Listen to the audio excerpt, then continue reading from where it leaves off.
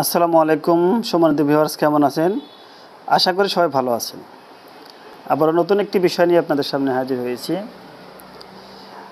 বিশেষ করে এনটিআরসি নিবন্ধনকৃত শিক্ষকদের জন্য যে বদলির যে কাঙ্ক্ষিত দাবি ছিল, এই দাবি বিষয়ে শিক্ষা উপদেষ্টার সঙ্গে কথা হয়েছে। সেই শিক্ষা উপদেষ্টা শূন্য পদে বদলির দাবি মেনে নিয়েছেন।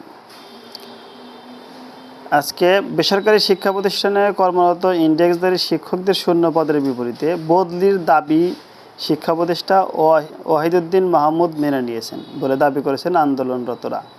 গত 24-25 আগস্ট টানা 2 দিন শূন্য পদে বদলির দাবিতে কর্মসূচি পালন করেছেন ইন্ডেক্সধারী শিক্ষকরা। মঙ্গলবার 27 আগস্ট দ্য ডেইলি ক্যাম্পাসকে এই তথ্য জানিয়েছেন ইন্ডেক্সধারী শিক্ষকদের বদলি গণবিজ্ঞপ্তি প্রত্যাশী ঐক্য পরিষদ এর সভাপতি প্রভাষক মোহাম্মদ সরোয়ার।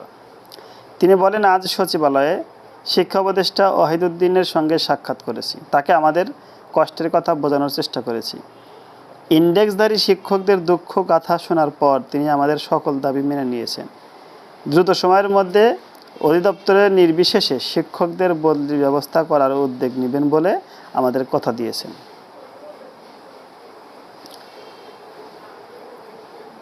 প্রভাষক মোহাম্মদ সরোয়ার আরও বলেন, শিক্ষা উপদেষ্টা আমাদের জানিয়েছেন বদলি হবে এনটিআরসি এর মাধ্যমে।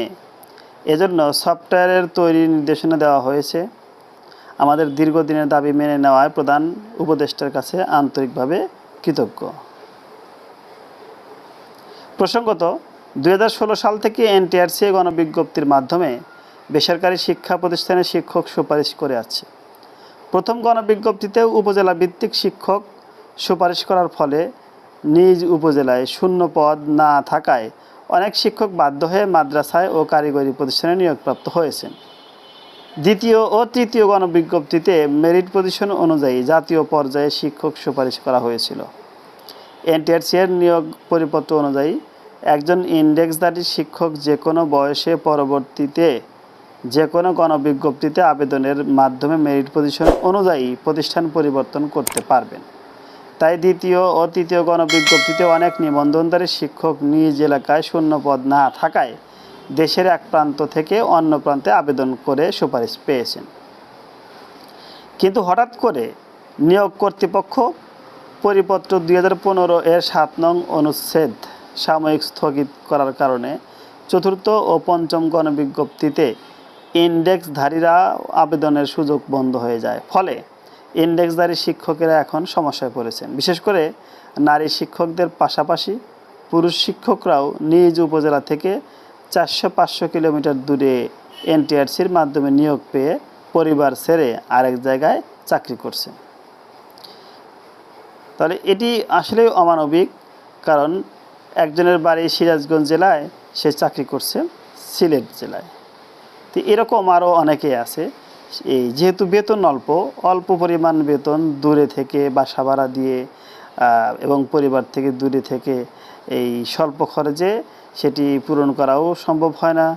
পাশাপাশি পরিবার থেকে দূরে থাকতে হয় এই ছোটো চাকরির জন্য। যদি বদলির সিস্টেম না থাকে তাহলে এই বদলি হতে না পারলে কিন্তু এই শিক্ষকদের ভোগান্তির শেষ নেই। এজন্য এই বিষয়টি গুরুত্বের সঙ্গে যদি কর্তৃপক্ষ দেখে সিদ্ধান্ত নিয়েছেন বলে আমি মনে করি, এবং আশা করব যে শিক্ষা উপদেষ্টা দ্রুতই এই সিদ্ধান্ত বাস্তবায়ন করার জন্য পদক্ষেপ নেবেন।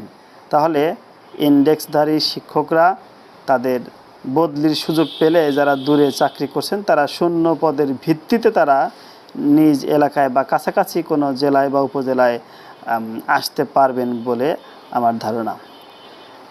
আশা করি খুব শীঘ্রই পরিপত্র আমরা পাবো, এই আশায় বুক বেঁধে বসে রইলাম, অপেক্ষায় থাকলাম এই পরিপত্র জারির জন্য। সেই পর্যন্ত সবাইকে অভিনন্দন জানিয়ে, শুভকামনা জানিয়ে আজকের মতো এখানে শেষ করছি। সবাই ভালো থাকবেন, সুস্থ থাকবেন। আল্লাহ হাফেজ।